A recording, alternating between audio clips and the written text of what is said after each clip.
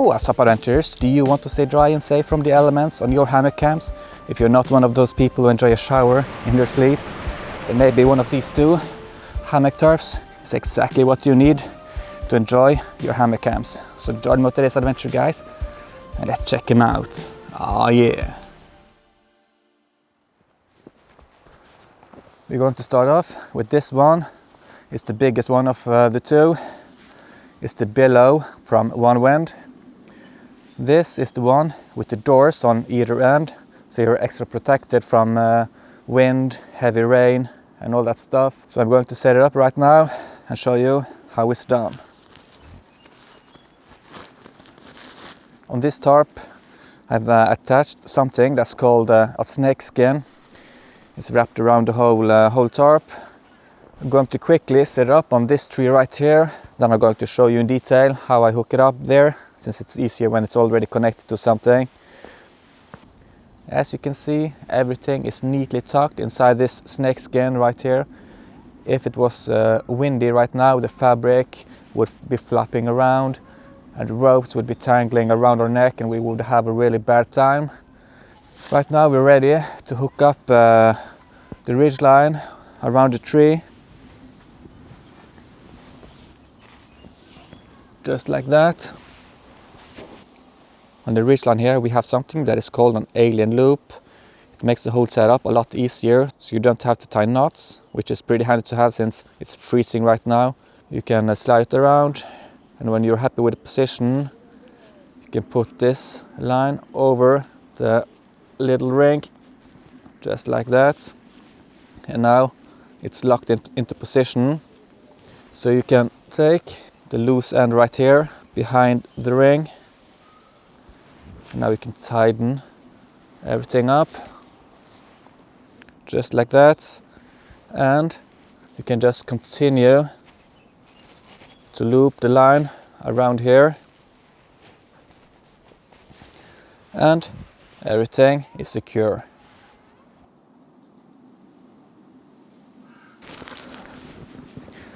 And the stakes comes in this tiny little bag right here. They are just some generic aluminium Y-shaped stakes. I've never had any issues with this, never broken, never bent or anything like that, so yeah, they're pretty secure.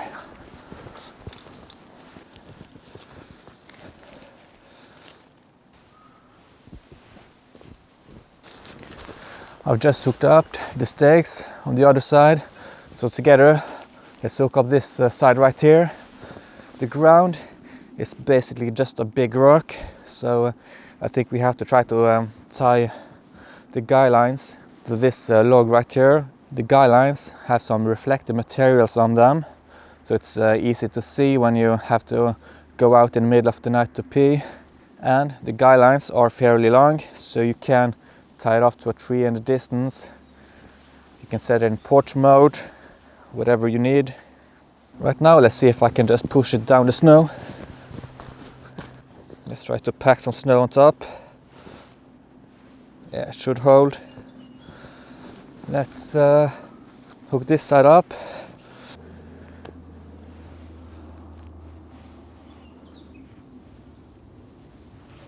Just like that.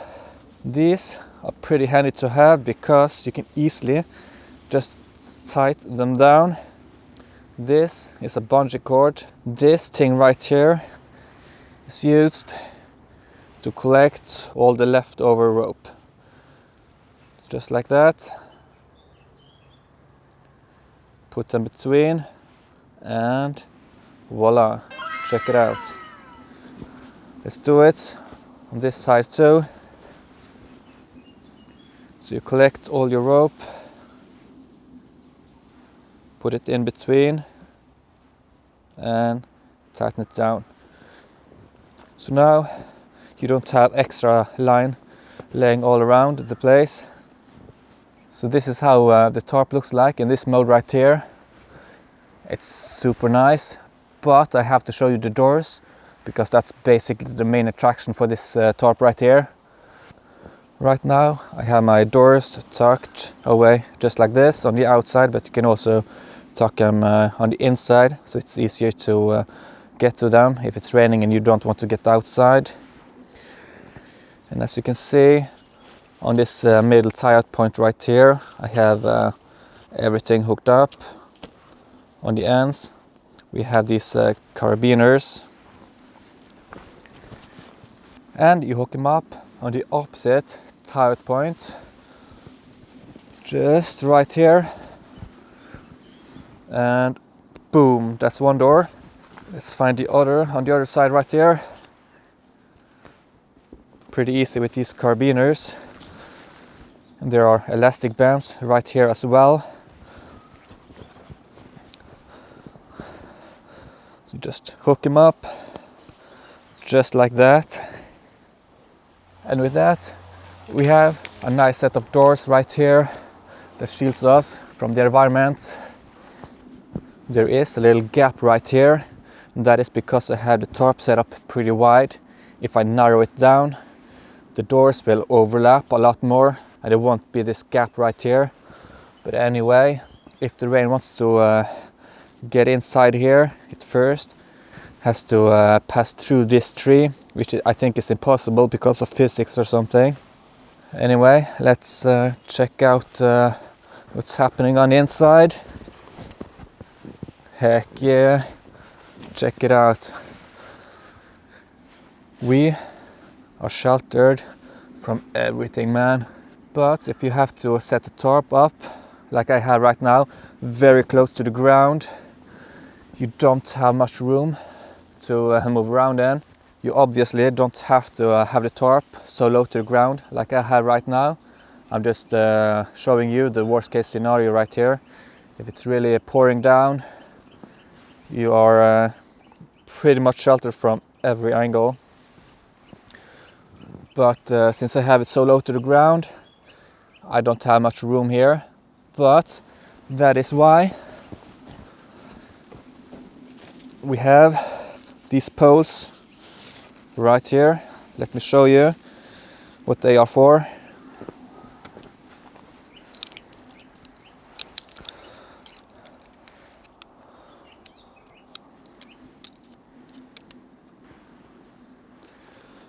Just hook them up to the tie-up points right here. The same on the other side.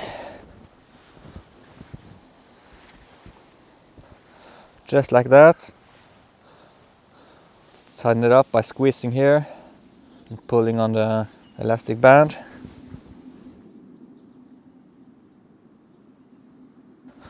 Let's head back inside the tarp.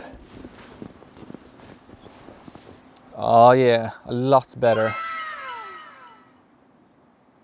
So with these poles right here, you can easily make more space inside your little shelter right here. And maybe I can invite some friends over too. Wait, frick, I don't have any friends, but you get the gist. And one more benefit you have when it comes to having doors is you can knock and see if someone's home. Knock, knock. Who's there? Woo. Woo who? That's exactly what I say too when I'm inside this nice little setup right here. Woohoo! Right now I'm going to quickly go over the smaller tarp, which is called Nebula. It's also from OneWind. I have just overlaid it on top of the Billow. The Billow tarp is this with the doors. Since it's freezing and my fingers aren't working properly right now, I haven't tightened it all the way down. But when you tighten it down, the tight points will line up basically perfectly. But regardless, you can see it's cut a little bit differently. The biggest difference is obviously that the Billow got these doors, the Nebula does not. So what tarp should you get? Well, it depends on what kind of condition you want to go camp in. If you want to go out in all kind of weather, the Billow is perfect for that. You are sheltered from all angles, and you even get the added benefit of privacy if you want that. But if you don't plan on going out in extreme weather and stuff like that, then the Nebula is perfectly fine. You are covered from the rain, most of the wind, and it's super easy to set up. It's lightweight, so it really depends on what kind of condition you're going to go out in. But I have to say, when it's packed down, I thought that the Nebula would be a lot smaller. The size difference isn't really that much. So I take the Nebula with me when I know it's only going to be sunny, nice weather, you know. If it's forecasted even a little bit rain, then I'm taking the Billow with me no matter what, because why not? It's not really taking up much more space in my bag anyway, so I have the added benefit of the doors. And the Nebula doesn't have these tight points for the poles, so if I need more space, I can easily have that when I take the Billow with me. But regardless of what kind of tarp you get, I'm pretty sure you're going to be satisfied, because I've used both of them lots of times and I'm super happy.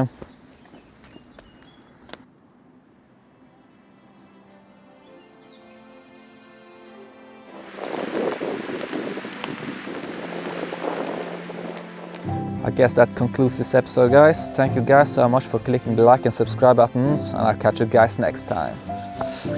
Yeah.